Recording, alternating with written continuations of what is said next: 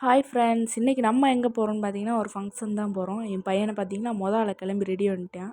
வெளியே வந்துட்டு எனக்கு முடியலம்மான்னு சொல்லி ரொம்ப ஃபீல் பண்ணேன். அவங்க அப்பாட்ட சொல்லி சரி வா பார்த்துக்கலாம் வாடா அப்படின்னு சொல்லிட்டு அவங்க அப்பா வந்து என்னைய கிளம்பிட்டியான்னு கேட்டாங்க. நான் எப்போயோ கிளம்பிட்டேங்க பாருங்க அப்படின்னு சொல்லிட்டு சரி வா போவோம் அப்படின்னு சொல்லிட்டு அடுத்து அவரை கேட்டேன். நானும் எப்போயோ ரெடிமா அப்படின்னு சொல்லிட்டு அவர் ரெடி ஆகிட்டார். என் பையன் அதுக்கு மேலே எப்போ தான் வருவீங்க வேமா வாங்க அப்படின்னு சொல்லிட்டு ரொம்ப இது பண்ணால் சரி வாடா போவோன்னு சொல்லிட்டு நானும் என் பையனும் வெளியே போயிட்டோம். அவங்க அப்பா பாருங்கள் எவ்வளோ லேட்டாக வராருன்னு, செருப்பு போடுறதுக்கே அவர் 1/2 மணி நேரம் ஆக்கிட்டாரு. சரி வாங்க அப்படின்னு சொல்லிட்டு நாங்கள் கிளம்போதே மணியை பார்த்தீங்கன்னா கரெக்டாக 1 ஆயிடுச்சு. இதுக்கு மேலே சோறு இருக்கோ இல்லையோன்னு நினச்சிட்டு தான் போனோம். சரி ஓகே, என் பையனும் அப்பாவும் சேர்ந்துக்கிட்டு கையை பிடிச்சிட்டு வாங்க போவோம் அப்படின்னு சொன்னால் என் பையன் பின்னாடி திரும்பி நீ வந்து வேகமா வாம்மா அப்படின்னு சொன்னால் எனக்கு சிரிப்பாக வந்துருச்சு. சரி ரைட்டு அப்படின்னு சொல்லிட்டு வண்டியை எடுத்துகிட்டு போனால் வெயிலை பார்த்தா கொடுமையான வெயில்.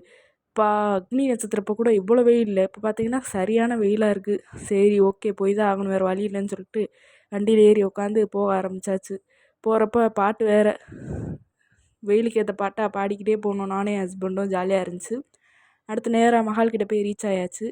வெளியே பார்த்தோம், கூட்டமே இல்லை, ஃப்ரீயாகிடுச்சு. எல்லோரும் காலி பண்ணுற போகிற டயத்துக்கு நாங்கள் போயிட்டோம் போல். சரி ரைட்டு, உள்ளே சோறு இருக்கா இல்லைன்னு நினச்சி தான் போனோம். ஒரு வழியாக போயிட்டோம்.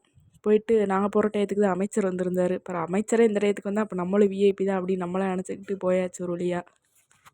அப்புறம் நம்மளும் ஒரு ஃபோட்டோவை பார்த்துட்டு நேராக மொய் எழுத போயாச்சு. மொய் எழுத போனால் அங்கே ஒரு கூட்டம். அப்பா சரி ஒரு வழியாக எழுதிட்டு 1000 ரூபா எழுதிட்டு வேகமாக கீழே போக ஆரம்பிச்சோம். சரி அடுத்து நமக்கு சோறு தான் முக்கியம் அப்படின்னு சொல்லிட்டு விறுவிறுன்னு கீழே போனால் அங்கே பார்த்தா சோறு இல்லை. என்னடா அது எங்களுக்கு வந்த கொடுமை அப்படின்னு சொல்லிட்டு சரி கிடச்சது எவ்வளோ லாபம்னு சொல்லிட்டு அதையும் சாப்பிட்டு வெளியே வந்தாச்சு. சாப்பிட்டு வெளியே வந்து ஒரு பெருமூச்சை விட்டுட்டு வண்டி எடுத்துகிட்டு கிளம்பிட்டோம். அடுத்து சரி இன்னொரு ஃபங்க்ஷன் போயிட்டோம். அங்கேயாவது சோறு இருக்கான்னு பார்த்தா அங்கே சோறு இருந்துச்சு, பட்டு ஓகே ஓரளவு.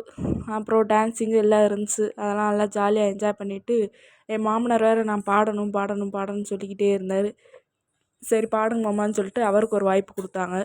அப்புறம் வந்து டான்ஸில் ஆனால் பிச்சு உதறிட்டாங்கப்பா. நாங்களும் இங்கே நல்லா என்ஜாய் பண்ணி டான்ஸ் ஆடிக்கிட்டு இருந்தோம். நல்லா ஜாலியாக என்ஜாய் பண்ணோம். என்ஜாய் பண்ணிட்டு அடுத்து என் மாமனார் பாடினார். அதை பாடிட்டு நேராக சாப்பிட போயிட்டோம். அவ்வளோதான், பாய் பாய்.